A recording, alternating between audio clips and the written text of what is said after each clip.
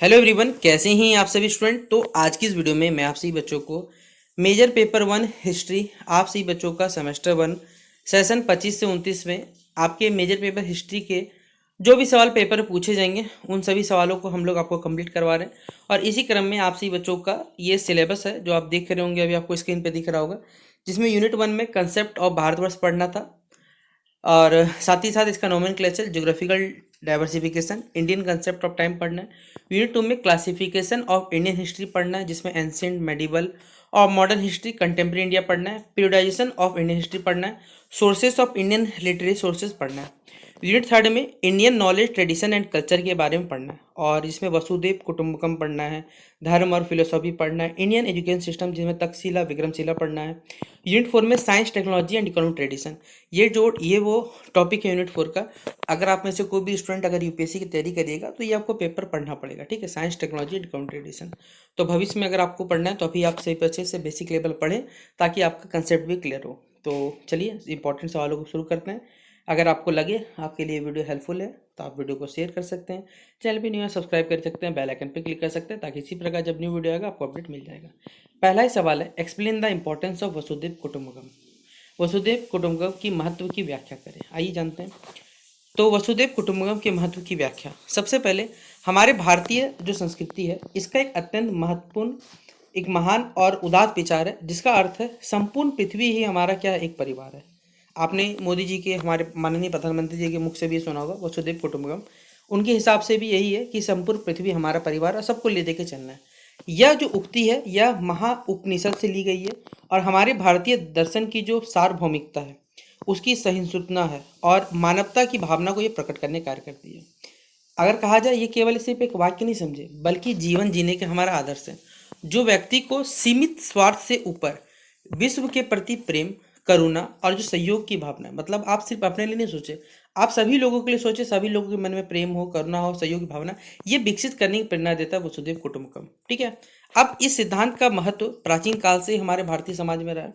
हमारे ऋषि मुनियों ने यह सिखाया कि मनुष्य को केवल कहा जाए अपने परिवार से, जाति से या धर्म, राष्ट्र या किसी तक सीमित नहीं रहना चाहिए, बल्कि उसे पूरी मानवता को अपना परिवार मानना चाहिए। इस दृष्टिकोण में किसी प्रकार का भेदभाव नहीं होना चाहिए, ना ही जाति के आधार पर, धर्म के आधार पर, रंग के आधार पर, किसी कारण नहीं। यही कारण है कि भारतीयों को अतिथि देवो भव की ये भावना वाला देश हमारा कहा जाता है, जहाँ हर व्यक्ति का सम्मान किया जाता है। और यही आप सभी बच्चों से भी उम्मीद करेंगे कि आप सभी स्टूडेंट्स भी क्या करेंगे, सभी ने अपने भी जो लोग होंगे, बाहर से भी कुछ लोग आते हैं, तो सभी को क्या करें, समान भाव से यहाँ पर सम्मान दिया जाए। आधुनिक युग में वसुधैव कुटुंबकम का जो महत्व है और भी बढ़ी है। आज का जो संसार है वो ग्लोबलाइजेशन का है, जहाँ पर वैश्विक स्तर से लोग एक दूसरे से जुड़ते हैं। एक देश की समस्या दूसरे देश को प्रभावित करती है। जैसे वर्तमान में अगर आप देखोगे, ईरान, इजराइल, अमेरिका, 3 देश भिड़े हुए हैं, लेकिन भिड़े हुए उस चक्कर में पूरा वर्ल्ड जो है पिट गया तेल के चक्कर में। तो इस प्रकार से बहुत सारे देश प्रभावित होते हैं, चाहे वो आर्थिक संकट हो, पर्यावरण समस्या है या महामारी जैसी वैश्विक होता है। उदाहरण के लिए आप कोविड-19 ले सकते हैं। कोविड-19 ने ये पूरा बता दिया कि पूरी दुनिया एक दूसरे पर निर्भर है। किसी देश ने वैक्सीन बनाया तो उसको सप्लाई किया, जिसके पास नहीं था उसको भी प्रदान किया। इस प्रकार एक दूसरे की सहायता करके जिससे ये सिद्ध हुआ कि यदि सब मिलजुल के कार्य करें तो बड़ी से बड़ी समस्या, जैसे कोविड-19 का वैक्सीन भारत सरकार ने बनाया, तो भारत सरकार ने जितने भी अफ्रीकन कंट्रीज उनको भेज दिया ताकि उनको भी दिक्कत ना हो और सभी लोग मिलकर काम। अब वहाँ भी कोई दिक्कत होगा तो वहाँ से अगर हमको कोई जरूरत पड़ेगा तो वहाँ सामान आ सकता है, ठीक है। तो इस प्रकार यह भावना लेके हमें आगे बढ़नी चाहिए। यह विचार शांति और जो सहअस्तित्व है इसकी भावना को भी बढ़ावा देता है। जब हम पूरी दुनिया को अपना परिवार मानते हैं तो युद्ध, हिंसा और संघर्ष की जो भावना है वो लगातार कम हो जाती है, ठीक है। अंतर्राष्ट्रीय संबंधों से यह सिद्धांत जो है सहयोग, संवाद और समझदारी को बढ़ावा देता है। यानी अंतर्राष्ट्रीय संबंध में देखेंगे तो इससे सहयोग बढ़ता है, संवाद होता है, समझदारी बढ़ती है। वर्तमान समय में जब विश्व कई प्रकार के संघर्ष और तनाव से गुजर रहा है, तब यह जो वसुधैव कुटुंबकम का संदेश है बहुत ही अत्यंत प्रासंगिक हो जाता है। इसके अतिरिक्त यह जो सिद्धांत है सामाजिक समरसता और एकता को भी क्या करता है, मजबूत करता है। समाज में विभिन्न धर्म है, जाति है, विचारधाराओं के लोग रहते हैं। यदि हम वसुधैव कुटुंबकम के भाव को अपनाते हैं तो जो आपसी मतभेद के बावजूद हम एक दूसरे के प्रति सम्मान और सहिष्णुता जो है वो बनाए रख सकते हैं। इससे समाज में जो भाईचारा और शांति की जो वातावरण है वो बना हुआ रहेगा। पर्यावरण के संदर्भ में भी इसे हम इस विचार का महत्व है। जब हम अपने विश्व को या पृथ्वी को अपने परिवार मानते हैं तो मनुष्य ही नहीं बल्कि जितने पशु पक्षी है, पेड़ पौधे, प्रकृति, सभी तत्वों के प्रति जो हमारी जिम्मेदारी वो महसूस करते हैं। आज हम जो जलवायु परिवर्तन देख रहे हैं, प्रदूषण देख रहे हैं, प्राकृतिक संसाधन का जो अंधाधुंध दोहन कर रहे हैं, जैसी कई समस्याओं पर गंभीर ले चुकी है। ऐसे में वसुधैव कुटुंबकम सिद्धांत हमें प्रकृति के साथ एक संतुलन बनाने के चलने की प्रेरणा देता है। व्यक्तिगत स्तर पर यह विचार अत्यंत उपयोगी है। यह व्यक्ति के भीतर उदारता, दया, सहानुभूति और परोपकार की जो भावना है वो विकसित करता है। इससे व्यक्ति जो है संकीर्ण मानसिकता से बाहर निकल सकता है और एक व्यापक दृष्टिकोण अपनाता है। ऐसा व्यक्ति न केवल अपने जीवन में सुख और संतोष पाता है, बल्कि समाज के लिए भी उपयोगी सिद्ध होता है। इस प्रकार हम कह सकते हैं कि वसुधैव कुटुंब केवल एक आदर्श सिर्फ वाक्य नहीं है, इससे एक ये जीवन दर्शन भी है, ठीक है, जो मानवता को एकता, शांति और सहयोग के मार्ग पर अग्रसर बढ़ाता है। आज के जो वैश्विक और जटिल समस्याओं में इसकी जो प्रासंगिक और भी बढ़ चुकी है, और यदि हम इस सिद्धांत को अपने जीवन में अपना लेते हैं तो व्यक्ति केवल व्यक्तिगत और सामाजिक जीवन सुधार नहीं होगा, बल्कि समस्त विश्व में क्या आएगा, एक शांति और एक जो समृद्धि है वो स्थापित हो पाएगी। तो ये था हमारा पहला सवाल वसुधैव कुटुंबकम, जहाँ पर ये सवाल 15 नंबर के लिए आपसे बच्चों पेपर पूछा जाएगा। तो 15 नंबर के लिए ये सवाल आए तो कितना लिखना है आपसे बच्चों को हमने बता दिया। अब आपसे बच्चे आराम से इस सवाल को अच्छे से पढ़ लीजिए, खुद भी लिख सकते हैं चाहे सवाल को, ठीक है। अगला सवाल है बौद्ध दर्शन। बौद्ध दर्शन पे संक्षिप्त टिप्पणी करें। Right a short note on Buddhism philosophy. तो आइए चलिए बात करते हैं बौद्ध दर्शन पर। तो बौद्ध दर्शन भारतीय जो चिंतन परंपरा है, इसका एक अत्यंत महत्वपूर्ण और प्रभावशाली अंग है, जिसकी स्थापना कहा जाए तो गौतम बुद्ध जी ने 6ठी शताब्दी ईसा पूर्व में की थी। यह दर्शन जो है जीने के यह दर्शन जीवन के यथार्थ स्वरूप, दुख के कारण और उसे मुक्ति के जो उपाय हैं, ठीक है, उनका गहन विश्लेषण प्रस्तुत करता है। बौद्ध दर्शन मूलतः एक क्या है, व्यवहारिक और एक नैतिक दर्शन है, जिसका उद्देश्य ये कि मनुष्य को उनके जो दुख दर्द है उनसे मुक्ति कर निर्वाण की अवस्था जो है उस तक पहुंचाना होता है। बौद्ध दर्शन का जो आधार है वो दुख की समस्या है। बुद्ध ने यह प्रतिपादित किया कि संसार में जो जीवन है वो दुखमय है और इस दुख के कारण को समझ के उसने मुक्ति प्राप्त की जा सकती है। इस संदर्भ में उन्होंने 4 आर्य सत्य दिए। अगर आप सही बच्चों ने बौद्ध धर्म पढ़ा होगा तो बौद्ध धर्म में गौतम बुद्ध जो थे एक राजा की संतान थे, ठीक है। वो राजा की संतान होने के बावजूद सोचिए उनको कहा ही गया था कि वो कभी बड़े होकर भिक्षुक बनेंगे और बड़े होकर वो एक बड़े अच्छे साधु संत बनेंगे, लेकिन राजा ने रोकने की कोशिश की, लेकिन इसके बावजूद रोक नहीं पाए उनके पिताजी।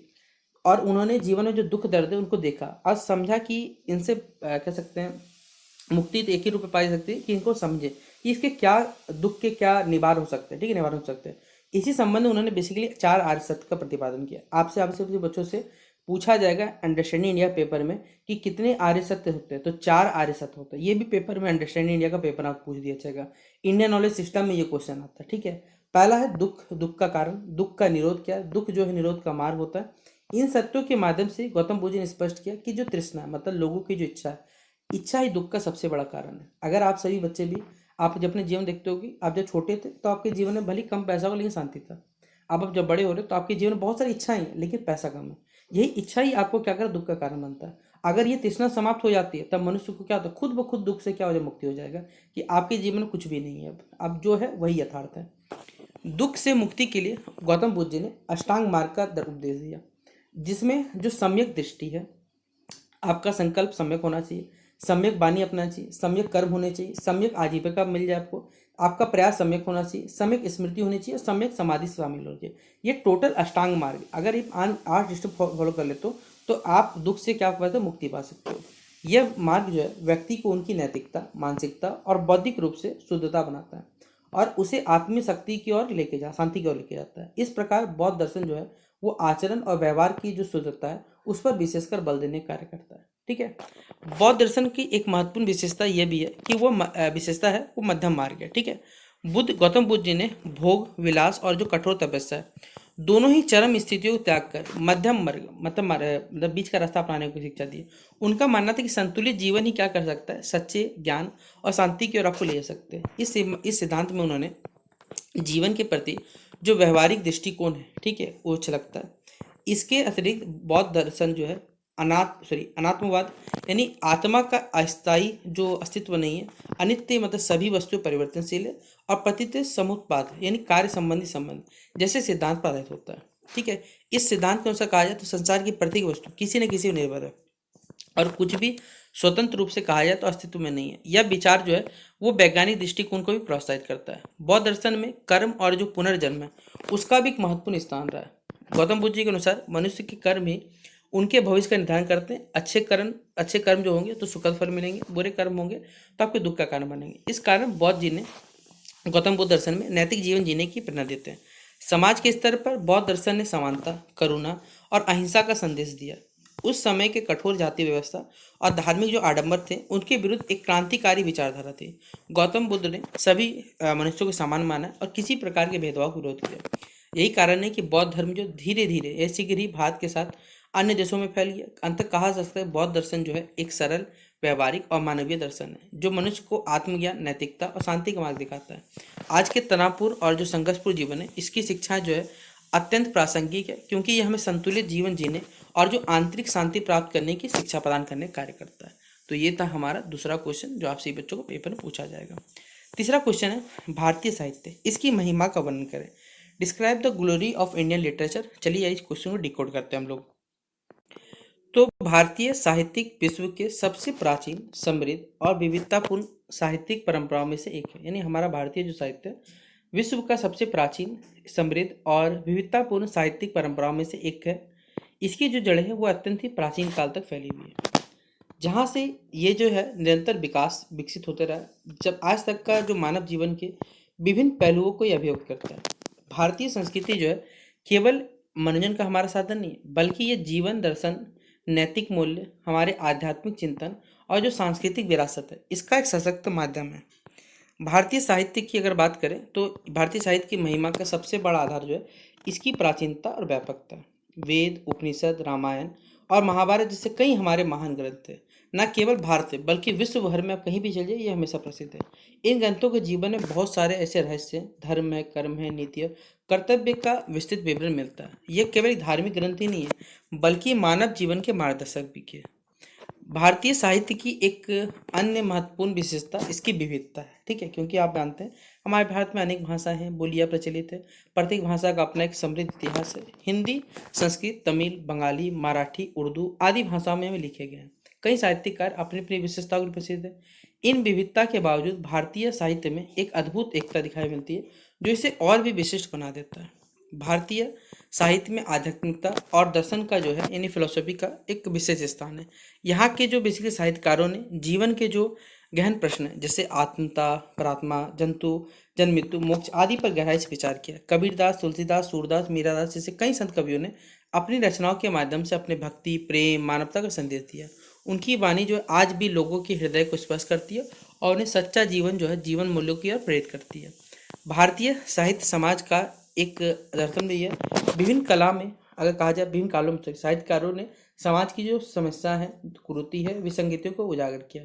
आधुनिक युग में मुंशी प्रेम जैसे लेखकों ने अपनी कहानियां और उपन्यासों के माध्यम से गरीबी, शोषण और जो भी सामाजिक असमानता है उसको प्रभावी ढंग से प्रस्तुत किया। इस प्रकार साहित्य ने समाज में जागरूकता फैलाने और सुधार लाने का महत्वपूर्ण भूमिका निभाई है। इसके अलावा कहा जाए तो भारतीय साहित्य में रस, अलंकार और छंद की जो समृद्ध परंपरा भी देखने को मिलती है। काव्य में सौंदर्य, संगीतात्मक भावनाओं की अभिव्यक्ति का अद्भुत संगम मिलता है। जो भारत साहित्य में कालिदास की रचना जिससे अभिज्ञानम शकुंतलम विश्व साहित्य में उच्च स्थान रखती है। उनकी काव्य शैली, प्रकृति चित्रण और भावनात्मक गहराई ये भारतीय जो साहित्य इसकी उत्कृष्टता को दिखाती है। भारतीय साहित्य की जो महिमा का एक महत्वपूर्ण पहलू इसका नैतिक और शिक्षित महत्व भी है। यह मनुष्य को सत्य, अहिंसा, करुणा, प्रेम और सहिष्णुता जैसे मूल्यों को शिक्षा देता है। प्राचीन ग्रंथों से लेकर आधुनिक जो भी साहित्य तक है, हर युग में प्रयास किया गया कि साहित्य के माध्यम से समाज को एक बेहतर दिशा दी जाए। अंततः कह सकते हैं कि जो हमारा भारतीय साहित्य केवल शब्दों का संग्रह नहीं है, बल्कि यह भारत की आत्मीयता का प्रतिबिंब है। यह हमारे इतिहास, संस्कृति और परंपरा का जीवन दर्शन को सजाए हुए। इसकी महिमा इस बात पर निहित है न केवल अतीत का धरोहर बल्कि वर्तमान और भविष्य के लिए मार्गदर्शक है। भारतीय साहित्य मानवता को एकता, प्रेम और शांति संदेश देता है, जबकि इसलिए जो इसे विश्व में अद्वितीय बनाने कार्य करता है। ठीक है, अगले कुछ सवाल जिसका आंसर आपसी बच्चों को हमारे प्ले सेक्शन के वीडियो मिल जाएगा कि discuss the development of science and technology in ancient India. प्राचीन भारत में विज्ञान एवं प्रौद्योगिकी के विकास की विवेचना करें। Describe the structure of states in ancient India. प्राचीन भारत में जो राज्यों की संरचना उस पर प्रकाश डालें। क्वेश्चन नंबर 7 है throw light on the importance of land, forest, agriculture industry in the Indian economy. भारतीय अर्थव्यवस्था में भूमि, जंगल, कृषि एवं उद्योग के महत्व पर प्रकाश डालें। क्वेश्चन नंबर 8 है describe the inland trade and commerce in ancient India. प्राचीन भारत में अंतर्देशीय व्यापार एवं जो वाणिज्य उसका वर्णन करें। इसके अलावा कुछ इंपॉर्टेंट क्वेश्चन पढ़ सकते हैं। ब्राह्मी लिपि के उद्भव पर प्रकाश डालें। खरोष्टी लिपि के उद्भव के संस्कृत भाषा का उद्भव हो गया, प्राकृतिक भाषा हो गया, पाली भाषा। संस्कृत का अर्थ बता, संस्कृति का अर्थ भारतीय जो संस्कृति है उसकी विशेषता उल्लेख करें। प्राचीन भारतीय शिक्षा व्यवस्था प्रकाश डालें। उपनिषद में दिए गए जो दार्शनिक विचार उनकी व्याख्या करें। जनपद और ग्राम स्वराज की अवधारणा पर प्रकाश डालें। फिर प्राचीन भारत में विज्ञान पर एक निबंध लिखिए। प्राचीन भारत की प्रौद्योगिकी वर्णन करें। चिकित्सा शास्त्र पर प्रकाश डालें। उद्योग की चर्चा करें। प्राचीन भारत में विज्ञान एवं प्रौद्योगिकी विकास की। भारत का समुद्री व्यापार की विवेचना करें। प्राचीन भारत में अंतर्राष्ट्रीय व्यापार वाणिज्य के। वसुधैव कुटुंब की अवधारणा, प्रासंगिकता। प्राचीन भारतीय, ये तो अभी बताएं। अब भारत में जो भाषा के विकास का वर्णन करें। तो ये कुछ एक्स्ट्रा सवाल जो आप सभी बच्चों को पढ़ के जाने हैं, जिसमें से सवाल आएगा आपके पेपर में, और इस सारा का सारा आंसर प्ले सेक्शन के वीडियोस में मिल जाएगा। तो वहाँ से आप क्वेश्चंस को, आंसर को देख सकते हैं। तो शेयर कर दिए इस वीडियो को अपने सभी दोस्तों के साथ। मिलते हैं नेक्स्ट वीडियो पे, तब तक के लिए जय हिंद, जय भारत, बेस्ट।